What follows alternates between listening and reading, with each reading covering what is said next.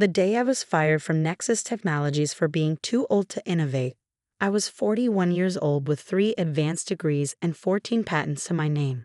That same afternoon, I emptied my retirement account, sold my Tesla, and made the first entry in what would become the most valuable algorithm in data security history, all because my 28-year-old CEO thought a woman my age belonged in middle management, not leading his R&D division. My name is Meera Patel, and this is how I turned corporate humiliation into a billion-dollar redemption. The direction of our security division needs fresh perspectives, Meera, Adam Reynolds explained, leaning back in his ergonomic chair in that calculated casual posture they teach in executive coaching sessions. His office overlooked San Francisco Bay through floor-to-ceiling windows, a view I'd helped pay for with the data encryption protocols I'd developed over my 12 years with the company. "You've been an incredible asset," he continued, not meeting my eyes. "But we're pivoting toward a more aggressive, cutting-edge approach. We think you'd be better suited to an advisory role. Less pressure, more stability." Translation: we're moving you away from innovation to make room for younger talent who'll work twice the hours for half your salary. I sat perfectly still, absorbing the carefully crafted corporate speak that masked the simple truth. I was being sidelined. The advisory role would come with a modest title, no team, and the unspoken expectation that I'd eventually leave quietly. "I see," I replied, my voice betraying none of the fury building inside me. "And who will be taking over the quantum encryption project?"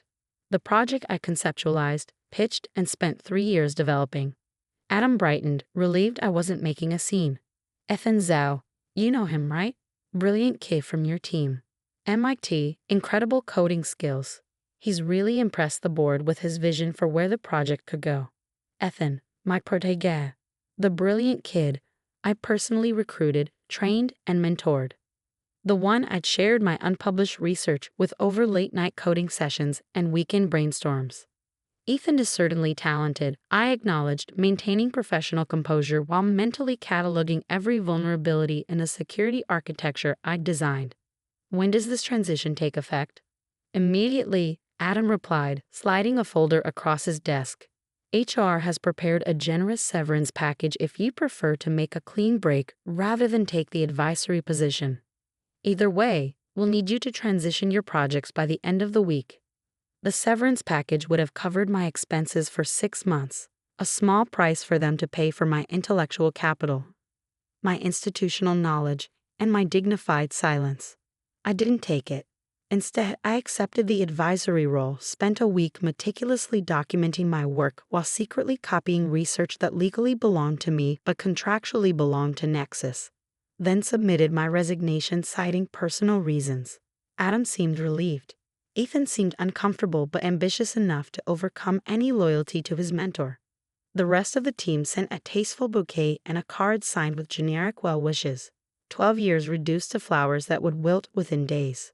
I didn't waste time on bitterness. The night after my last day, I sat in my apartment surrounded by whiteboards and emptied my retirement account of $317,842. The financial advisor on the phone strongly advised against this decision, citing tax penalties and the recklessness of liquidating long-term investments. "I understand the implications," I assured him. "Process the withdrawal." Next, I sold my Tesla for $68,000 cash. Significantly below market value, but enough to bring my total capital to just under $400,000. I needed operating runway, and I needed it immediately. My former colleagues, would have called me irrational, impulsive, possibly having a midlife crisis. They would have been wrong. What I was doing was applying the same analytical thinking to my career that I'd applied to encryption problems for over a decade. When a system fails catastrophically, you don't patch it. You rebuild it from first principles. I rented a small warehouse space in Oakland, purchased servers and computing equipment, and set up what would become the headquarters of Adamant Security.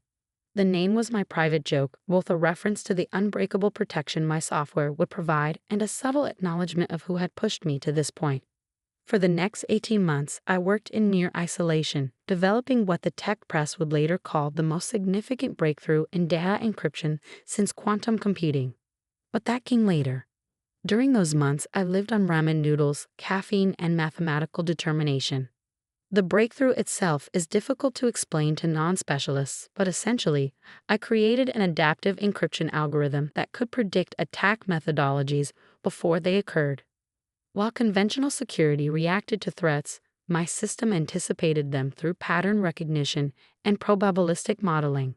The irony wasn't lost on me. Being labeled too old to innovate have freed me to create something revolutionary. By month 14, I had a functioning prototype but was running dangerously low on funds. The remaining $42,000 in my account wouldn't last much longer, and the patent application process alone would cost nearly half that amount. It was time to seek investment, but I approached this strategically. Rather than pursuing traditional VC firms who might prioritize Nexus's interests due to existing relationships, I reached out to Catherine Lin, founder of Innovate Technologies, known for both her technical expertise and her contentious history with Adam Reynolds. Our meeting was scheduled for 30 minutes. It lasted 4 hours. "This is either complete genius or elaborate science fiction," Catherine said after I'd walked her through the technical specifications.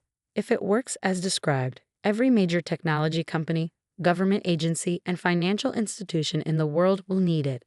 "It works," I replied simply, "and I can prove it." The demonstration was compelling enough for Catherine to offer $5 million for a 20% stake in Adamant Security. I counter-offered at 15%, knowing the true value of what I created. We settled at 18%, with Catherine taking a board seat and providing introductions to her extensive network. Within 3 months, we had our first client, a mid-sized financial technology company desperate for protection after a devastating data breach. 6 months later, we had 10 clients, including 2 Fortune 500 companies and a European government agency. Nexus Technologies remained completely unaware of my activities. As far as they were concerned, I had disappeared into obscurity, perhaps taken early retirement or found a comfortable teaching position. That changed on a rainy Tuesday in November, 27 months after my dismissal. The call came from Catherine. "Adam Reynolds is trying to reach you," she said without preamble. "Apparently, Nexus has been experiencing some unusual security challenges they think you might help with." I smiled at the euphemism. Unusual security challenges was corporate speak for we're being systematically hacked and can't stop it. How did they trace Adamant back to me? I asked, genuinely curious. I'd been careful to maintain a low profile, serving as CTO while Catherine handled the more public-facing aspects of the business. "They didn't," Catherine replied, amusement evident in her voice. "They have no idea you founded a security company. They're reaching out to former employees with relevant expertise, and your name naturally came up. Ethan Zayoff suggested they contact you." The perfect symmetry of the situation wasn't lost on me. The brilliant kid who had taken my position was now recommending they ask for my help. "What would you like me to do?" Catherine asked. I considered my options carefully. Vindictive satisfaction would be refusing the meeting, letting Nexus suffer the consequences of their decision. Strategic advantage would be taking the meeting, learning about their vulnerabilities, and using that knowledge to further refine Adamant's products. But there was a third option, one that would satisfy both personal and professional objectives. "Set up the meeting," I decided. "But not with Adam. I'll meet with their technical team only, and I'll require a comprehensive NDA that protects Adamant's interests." 2 days later, I walked into Nexus Technologies for the first time in over 2 years. The receptionist didn't recognize me. The security guard issued me a visitor badge, asking me to spell my name twice to get it right. In the conference room, I found Ethan Zhao and 3 security engineers I didn't recognize. Ethan had aged, not physically, but in the worn expression of someone carrying excessive responsibility. When he saw me, genuine relief washed over his face. "Dr. Patel," he said, standing to greet me. "Thank you for coming. We've been facing some complex challenges." "So I understand," I replied neutrally. "I've reviewed the NDA and am ready to proceed." For the next hour, they detailed the attacks Nexus had been experiencing, sophisticated, targeted breaches that somehow anticipated their defensive measures before implementation. Their quantum encryption project, my quantum encryption project, had stalled, hampered by conceptual limitations they couldn't overcome. "It's as if the attackers can see our security architecture from the inside," one engineer explained. "We change our protocols, and within hours, they've adapted." I nodded, saying little, asking precise questions that led them to reveal the full extent of their vulnerability. It was worse than I'd imagined. Not only was their security compromised, but the fundamental approach they'd taken after my departure was fundamentally flawed. "What's your assessment?" Ethan asked finally, the strain evident in his voice. "Your current security architecture is unsalvageable," I stated matter-of-factly. "You need to implement a predictive defense system rather than continuing with reactive measures." "Predictive defense? Is that even possible with current technology?" one of the younger engineers asked. "It is." I opened my laptop and displayed a simplified version of Adamant's system architecture. "This is what we've developed at Adamant Security." The room fell silent as they processed both the technical information and the revelation that their former colleague now led a competing security firm. "You founded a company?" Ethan asked, his expression a complex mixture of admiration and consternation. "I did," I confirmed. After identifying certain career limitations here, I decided to pursue independent research. The implication hung in the air, unaddressed but unmistakable. "Can Adamant help us?" Ethan asked directly, professional enough to focus on the crisis at hand rather than the uncomfortable history between us. "We can," I replied, "but not under a consulting arrangement. Nexus would need to become a client of Adamant Security, with standard terms and conditions." "Adam won't like that," one of the engineers muttered. "That's unfortunate," I responded, gathering my materials. "But the alternative is continuing to watch your security infrastructure fail systematically. I imagine your clients might have opinions about that as well." I left them with Adamant's standard contract and my business card. In the elevator, I allowed myself a small smile, not of vindication, but of professional satisfaction. I had built something valuable enough that the company that discarded me now needed my help. 3 days later, Adam Reynolds himself called. "Mira," he began, his voice carrying that forced warmth executives use when they need something. "I understand you've started a security company. Congratulations." "Thank you, Adam. What can I do for you?" "I've reviewed the proposal you left with our team," he continued. "While the technology seems promising, the terms are problematic for us. Perhaps we could discuss a more customized arrangement, maybe involving some equity exchange or even acquisition talks. Nexus has always valued innovation, as you know." The subtext was clear. He was offering to buy Adamant rather than become our client. It would allow Nexus to absorb my technology while saving face. "I'm afraid Adamant isn't for sale," I replied evenly. "Our standard client agreement remains our only offering to Nexus." "Mira." Adam's voice took on a harder edge. "Let's be practical. We both know there might be questions about the intellectual origins of Adamant's technology, given your previous work here." So there it was, the veiled threat.